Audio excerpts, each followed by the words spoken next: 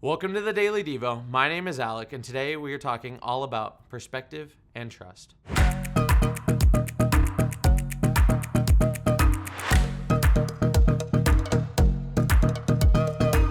What I love about perspective is that everyone has a different perspective on life. Have you ever seen something so different than the person standing right next to you, and you are honestly shocked that you're seeing two different pictures? I feel like a lot of the time as Christians, when we experience life in this world, we have questions, frustrations, statements, and we go to God and demand clarity.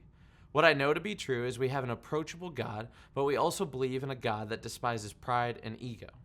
Today we are walking through a conversation where perspective meets humility.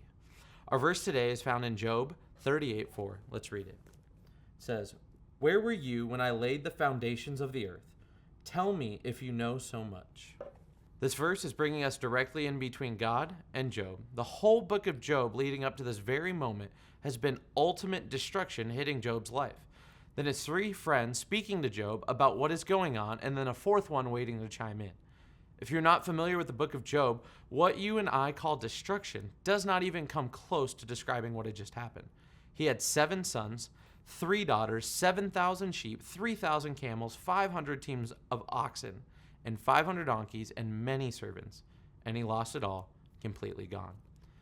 So where we come in chapter 38 is right after his 3 friends had gone back and forth with Job through the midst of this incredible suffering, and now God is addressing Job directly. The question of where were you when I laid the earth's foundation is just one of the 77 questions God challenges Job with. I don't know about you, but being humbled is an understatement right here. Whoa, like what just happened? What I see, what Job doing seems so normal to us. But what I do know to be true, regardless of how hard and devastating the circumstances are, we need to lean in and trust that the hope that we have placed in our God is what we're going to hold true to.